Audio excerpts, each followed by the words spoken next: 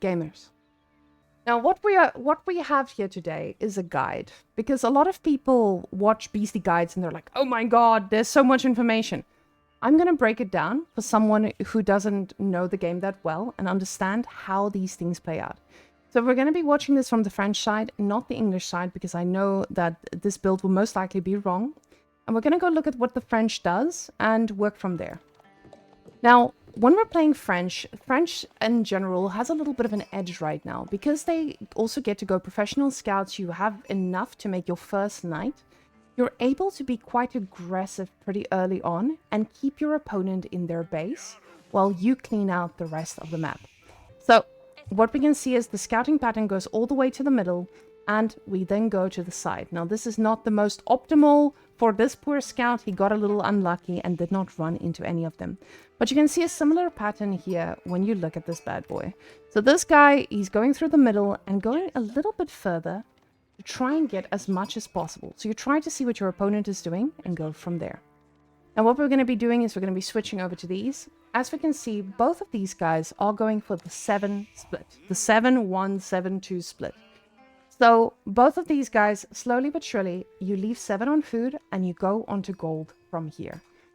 So this should allow you to get your age up pretty accurately. Now, with French, usually, what's different from most other civilizations is you don't leave just 3 on gold. You go for a 4th one. Because with French, when you want to get your first knight out, you need to make sure that you have enough resources. So with most civilizations from here on out, you can see that English is 8-3. Well, Beasty on French has 8-4. So with French, it's usually, even when you don't go professional scouts or anything like that, it's very important to make sure that you have 4 on gold so that you have enough gold to actually get ahead. Now, what's happening behind me is we can hear all those sheep bells. We can hear how the scouts are doing. They're probably having a blast of a time.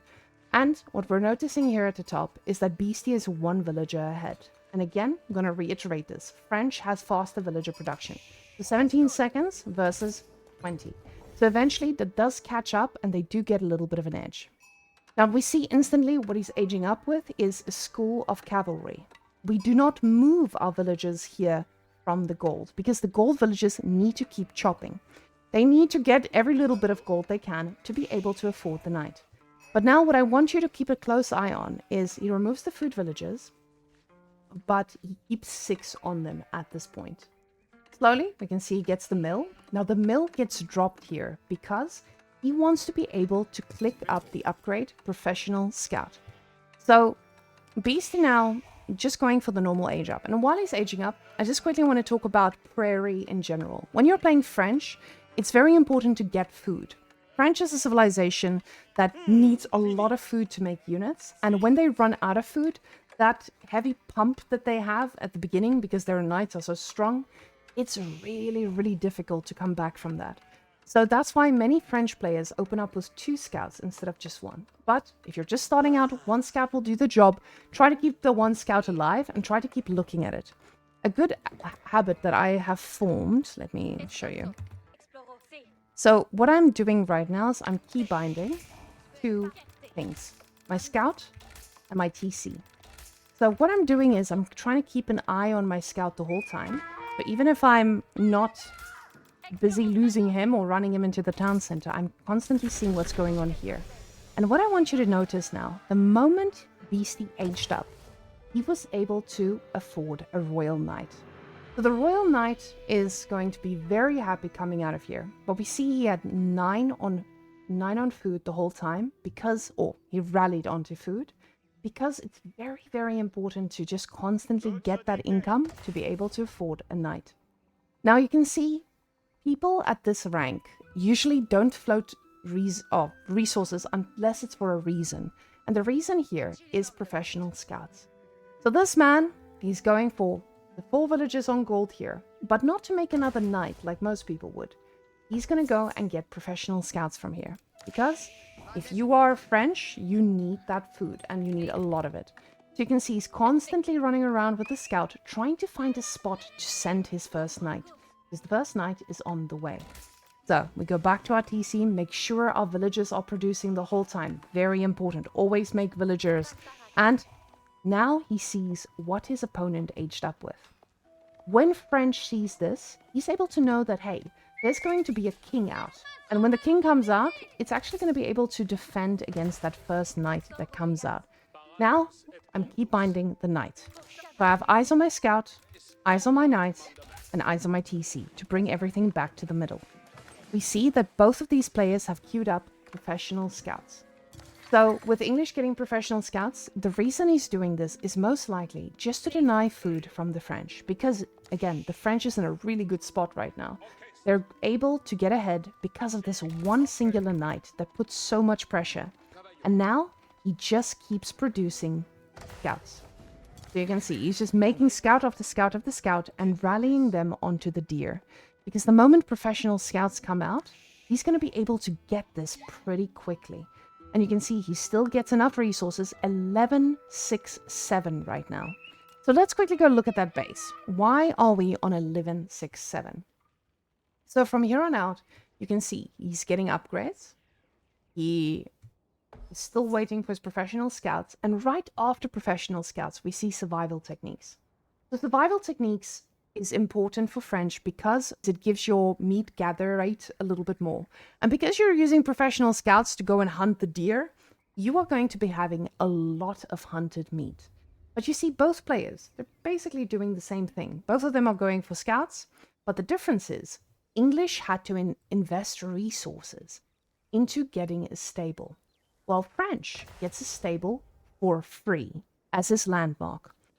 Now, because of the scout that he had in his opponent's base, he knew where the villagers were. He knew where he had to go to harass.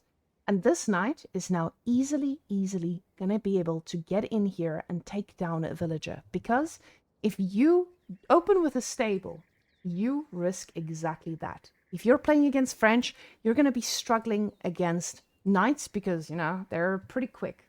And this is where you would most likely open with a barracks or even have your king ready in position. The king is already out, and from what I know, let's go see where the king is.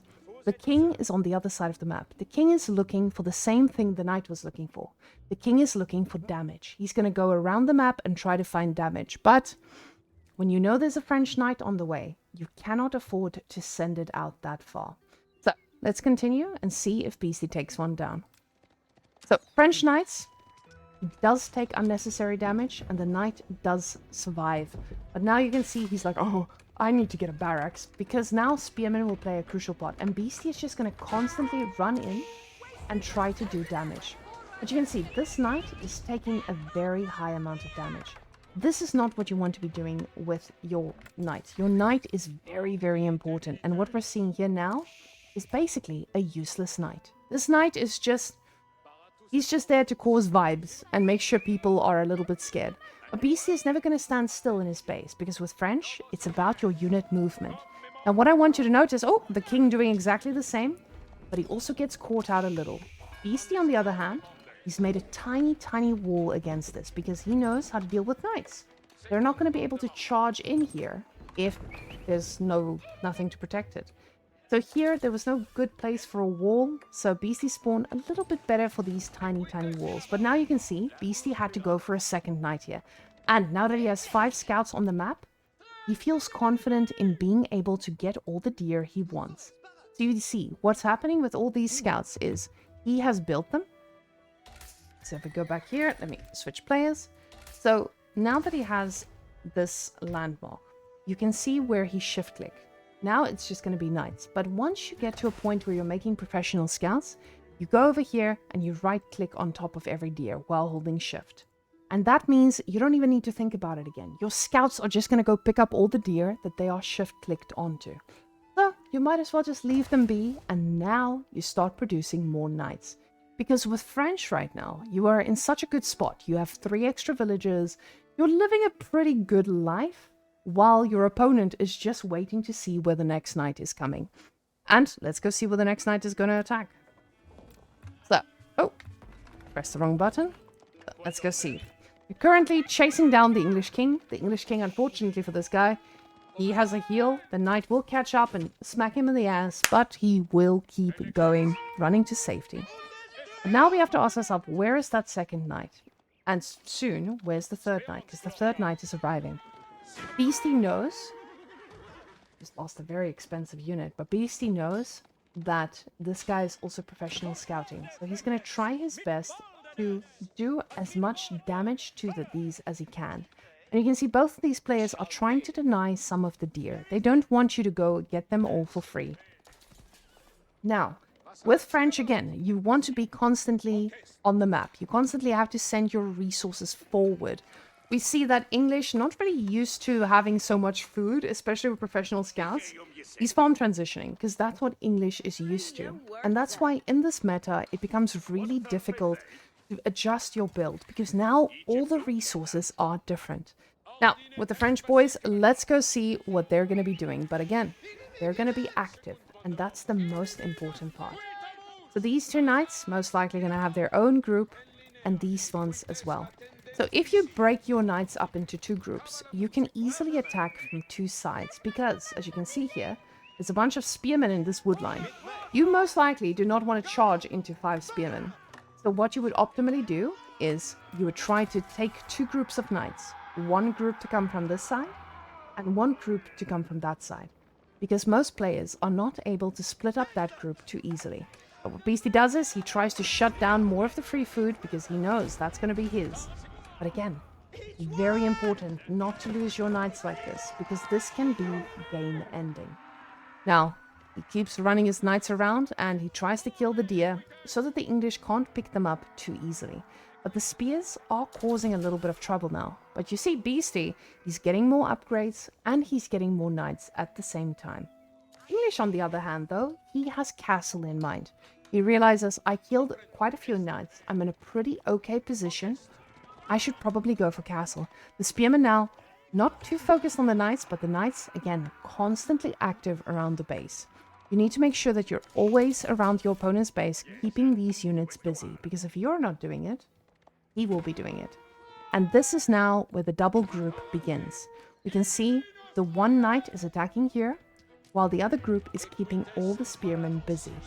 Now, even though this knight does take some damage, this is so important to do, because it causes these villagers to be idle. If they're not working, your opponent is not getting ahead. So now, the knights again, they run faster than the spearmen, so they're a little bit more versatile. You can see, again, they're forcing the villagers to run all the way here, and at the same time, Beasty is trying to attack from the second side. So, a little bit on the one, a little bit on the other.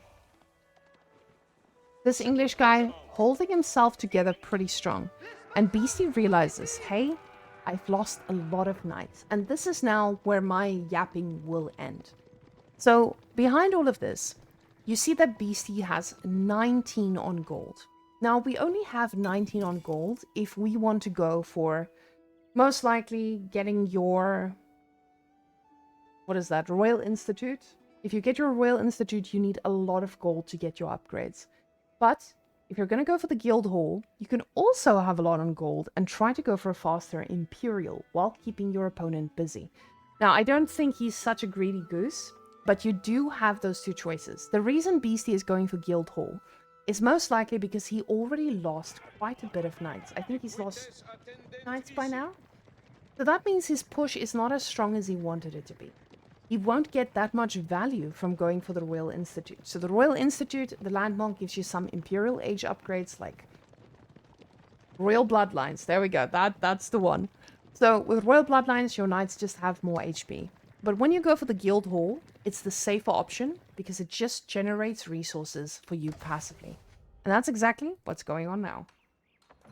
So, as he's getting the Guild Hall, he's not rushing it. He's only aging up with 6, while keeping his opponent busy, most likely. But he wants to be sure he doesn't lose any of his units. But I want you to notice how many units Beasty has on the map. You can see he knows at all times where what is happening. He's ready to respond to the king in his base by having a king or by having a knight himself. Very important when you have a pseudo knight running into your base the whole time. Now, again, you can see he's just trying to find some damage, and with enough knights, you can deal with spears. And that's exactly what he tries to do here. He tries to delay the English as much as possible. Now, the English has decided he needs to age up with King's Palace, because King's Palace is basically a second TC. So with the second TC, he's going to be able to catch up to the French economy. Now, when a French sees this, usually they decide to go for their own second TC. Because, remember, their second TCs produce a little bit faster. So, he can either do that, or he can just put so much pressure on the English so that he constantly kills a villager, keeping this villager count pretty even. But with French, it is so difficult to get into the late game when you're playing against an English, because the English player will have a safe food transition. The English ability to transition into farms does make it a little bit harder to fight them. So that's why it's so important to do that early damage. But you can see even this guy, he's moving his spears around. He doesn't want to get his King's Palace interrupted. Now the question is, if our friend here, Mr. English, knows that he is not facing something like the Royal Institute. A lot of people will assume it's the Royal Institute because it's the most common landmark right now. And he didn't have a scout with his units over here. So most likely, he didn't see this thing go up. So right now, the English doesn't know. He assumes this is the Royal Institute. So most likely, he will just try to make as many units as he can to try and defend this. We can see now him on his second TC. He's going to try and catch up to the villagers. So a very good move here by the English. Now, Beasty knows he needs to constantly do damage and not lose his knights. Right now, he's just getting more upgrades because he knows he needs to get to the later game a little bit better than the English, more efficiently, making sure that he has all the upgrades along the way. You can see for him, eco upgrades are a little bit cheaper than they are for English, so he's going to try and prioritize those.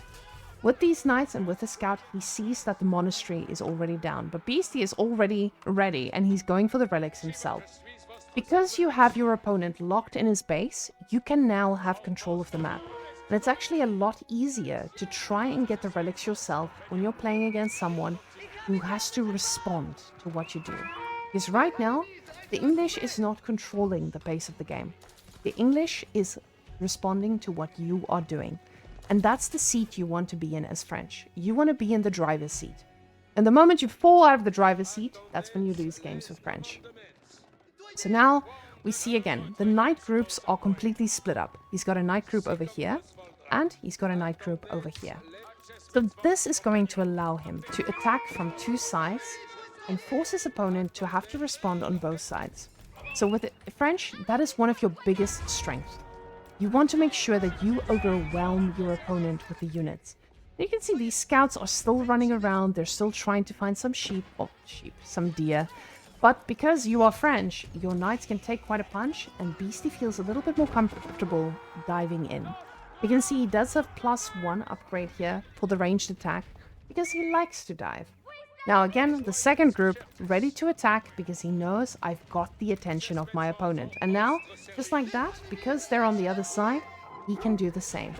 And just like that, look at what Beasty is mining. He realizes, okay, I'm not doing enough damage to the English. I'm probably going to need to get a second TC myself. That's exactly what's happening right now. So Beasty knows to stay ahead of English, I just need to get another TC. So him going for a second TC is just so that he can stay a little bit ahead of his opponent. Again, we see our two knight groups, all running around, maybe even coming together. But he's forcing his opponent to constantly make units by keeping his aggression there. So what's important for you is making sure that you can constantly put your opponent in a situation where he needs to react. And that's exactly what these guys are doing right now. The amount of knights that Mr. English is seeing makes him feel like, oh, I need to make a lot of knights myself. So even though he has them all in one group, he just wants to force the English to make more units. Now behind this, let's quickly look at the guild hall. We can hear the relics are being picked up and fought over. But with the guild hall, you can see right now it's on food. So Beasty is using every bit of gold he has here. Every single bit he's using to try and get upgrades. Now we see a keep being thrown down here. And when you start out with French, this is going to be really hard to do. But you have to plan your buildings around your keep. because a keep makes sure that your units are a lot cheaper. So with the 2 stables here, we can see these stables are going to have their costs reduced by 20%, which is pretty big when you're making knights. So, and now he puts a few more archery ranges here because they also get a big, nice discount. So just like that now, Beasty is going to have a keep that protects his base and also gets his units to be a lot cheaper. Now, Beasty making sure that he ensures he gets all these relics and starts to capture the sacred sites. But now this knight army is becoming a lot more annoying because now a few spearmen won't do the trick. And at the same time, English realizes this. He needs to do damage to Beasty as well. So he tries to get some villagers down and does get some kills. But that's why Beasty doesn't send all his units to the other side of the map. He makes sure that he has some because he knows the English also has knights of his own. See, one of the comments from Ascalad says, French does the exact same thing as English, but just passively better. Exactly. So French has better knights. They have better villager production. So they're just going to do it a little bit better. But you see, he just tries to pick off a villager here and there. Now he goes out because he doesn't want to take too much damage on the knights. And now, French knights are going to be French knights. They've got nice bonuses. When they charge in, they can absolutely do that extra bit of damage after the hit. So French knights are a lot better than any other civilization. And just look at that. The knight numbers now matter. But Beasty not taking a fight into the spearmen. He knows his units are faster. So he's just going to ensure he runs around with them. But we can see he's still getting all his upgrades. And he's floating a little bit of gold now. So the little bit of gold that he's floating, this can mean a few things. This can mean he's either going to go and get a lot more upgrades, but you can only make that many.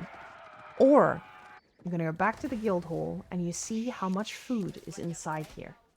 So the guild hall is passively making food right now. And this gives Beasty options. He can keep getting all the upgrades he needs.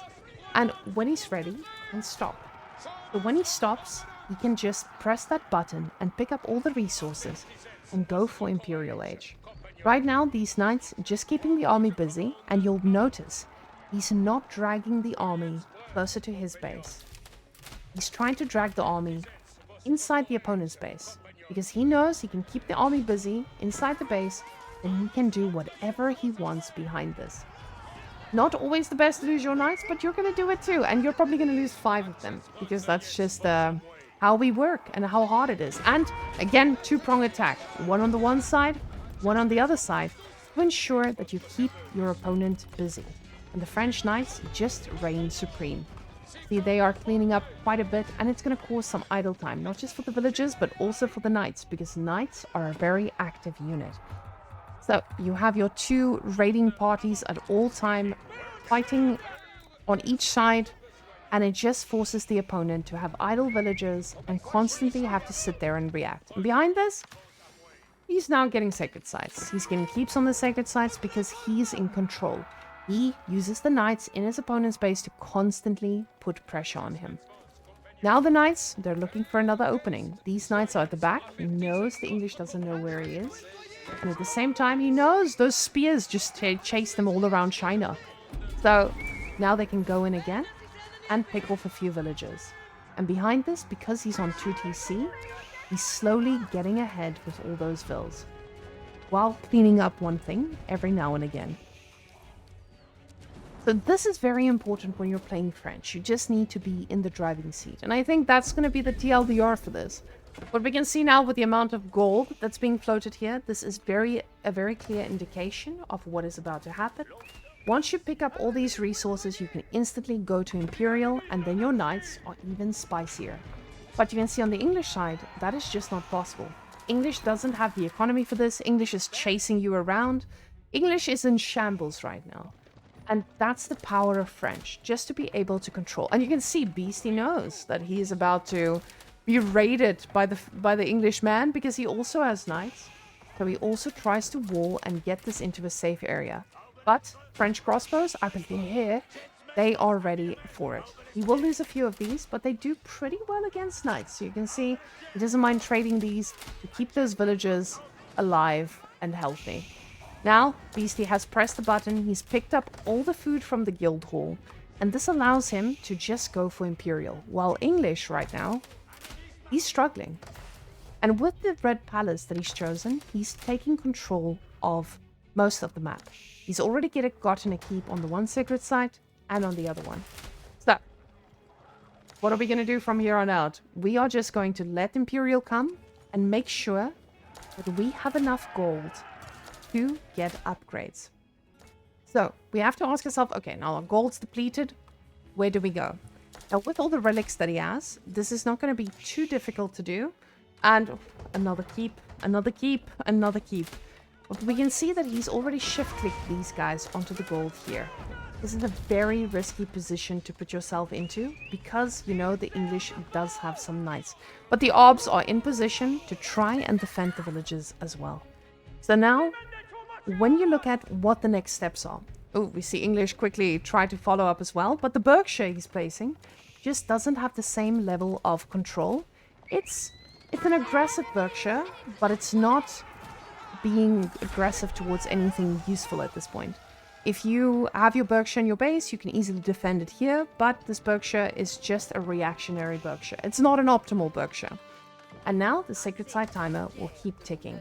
And you can see he has enough gold to get his upgrades he needs, which is going to be his Arbs. I'm just going to call them the Arbs, the Arb upgrades, and most likely the Knight upgrades. Because, you know, when most of your army is Knights, you definitely want to make sure that those things are the things that hit the hardest. And on English's side, the one upgrade you'll always see is Enclosures. But now Enclosures is an upgrade that is supposed to be given time. And I don't think our English friend here has the time he thinks he does. Elite Spearman upgrade gets chosen because he knows he's dealing with a lot of knights. But right now, with the amount of units that we see over on this side, it is so difficult to actually contest this. Beasty knows, though, he doesn't need to be aggressive. He doesn't need to go throw away the knights. It would be good to be able to run your knights around, keep your opponent in his base, and just delay him more. But he doesn't need to. He can just sit back, get all the upgrades on his keeps, and get map control so that he is ready to take the victory. And that is the difference here. As we can see now, this is the vision that Beasty has. He shift-clicked his scouts. They're just patrolling, seeing absolutely everything. And on the other side, the English has vision of just his base and his one raiding group. Now this raiding group is doing exactly what it needs to do, but it is going to struggle against these French knights because Beasty is ready, and again, he knows exactly what's going on this map because he has all this vision from the scouts. And that is usually the difference between players. If you are able to have vision on the whole map, you have control of the map. So, yes, are you here to learn from yourself? Oh, wait. Yeah, what's up? Yeah, he's pretty good. I hear he's one of the best. I hear he beat Anachat the other day. You know who that is? What now? Vortex. Vortex, damn. You made him look like a... You dented him in. Let's just say it like that. You definitely dented him. No! Like 90%. No. I saw the Spanish name and I thought, no. And you're like, I'm gonna go destroy him. So, I'm making a French guide at the moment, based on. It's fine. I just wanted to just tell you what's going on. So, but again, Beasty doesn't need to be aggressive here. He just wants to make sure that English loses his units. He wants to keep the units busy. He doesn't want them to go step on the sacred sites because, you know, he doesn't want you to go into the economy either because these mother fluffers, they're just gonna kill villages. Beasty's chilling. He doesn't mind. He's at 200 pop. English is drowning right now. The poor man doesn't know what to make. He doesn't know what's going on. Again, he has no idea what's going on the map. All he knows is there's a sacred site timer approaching. And even though he does pick up a few kills, really good pickup by him, he still doesn't have the ability to break this. And that is usually the difference at this point of the game. We see now Mr. English trying his best to do a little bit of damage. But at this point, there's 3 minutes left. And Royal Bloodlines are coming in. And once Royal Bloodlines are in, these knight numbers are going to be so much more scary. We've seen English is also struggling a little bit with resources. So he's decided on getting some horsemen to deal with the Arbs. But it's so difficult to get on top of them when the knights are that tanky. So he's trying to get his army together because he knows he's going to need one big push if he has any chance of taking this. But again, Beasty is not sitting inside his base waiting for better days. He knows he needs to do something to keep this man busy. And that's exactly what he's doing now. By going with these units, he is burning down walls. He's keeping Vortex's army in the base. And that's, again, what you do with French. You have to keep them in their base, keep them active so they can't punish you. Vortex did an amazing job at counter-raiding, but now you're getting the problem of, you know, sacred sites and everything else that goes along with it. Beasty right now, you can see the bank. The poor man is going to drown in resources at this point because there's just nothing he can do with it. And we can see with the bell going on, Vortex knows he needs to be able to push out here and clean this up. But there is just no way with all these arbs on top of it. And at the same time, it's keeping Vortex busy, so he cannot make that big death push by just going into the base consistently, because there's nothing to defend these farms. There's spearmen. And spearmen in your base means less spearmen on the front lines fighting your army. So even though Vortex does have a bigger army right now, this army needs to go take a very suboptimal fight into a keep with units that are much worse. Beasty now getting his backup of hand cannoneers as well. So that's just what happens if you get to this point. You've got all the gold in the map, and Vortex now is on a timer. And again, look at the vision that Beasty has. Consistently scouting the rest of the map, making sure he knows where the army is. He knows it's going to be on top of a sacred site, so he keeps his units in the middle so that they can quickly react. And because of all the vision he has, he knows exactly where they're going to hit, when they hit. So, Vortex taking that final stand as he's trying to get on top of the sacred site and decapping it. But the arbs at the back, even though the horsemen are getting on top, these guys do pretty well against him. They get a little pavis here that ensures they get a little bit more armor and, oh, and weapon range. Very, very nice. These guys standing on top, just trying to kill everything they can. The units from Vortex doing a pretty decent job against them. But with the numbers that Beasty has, these things are dying and they're instantly getting replaced. So, as the units go down, Beasty is still holding on and Vortex is not able to replenish this army. We can see single digits being produced, while on this side, he is just, yeah, having a lot of resources. What do you think about yourself? Are you a good French player? Some say the best. 5-2. Some say the best. 5-2. What were these two knights trying to achieve fighting a castle? No. It might just... Yeah, like, so basically what you do is you put them yourself on top of the sacred site and you press V, and then they stand there. And that's probably why and where they were standing for that reason.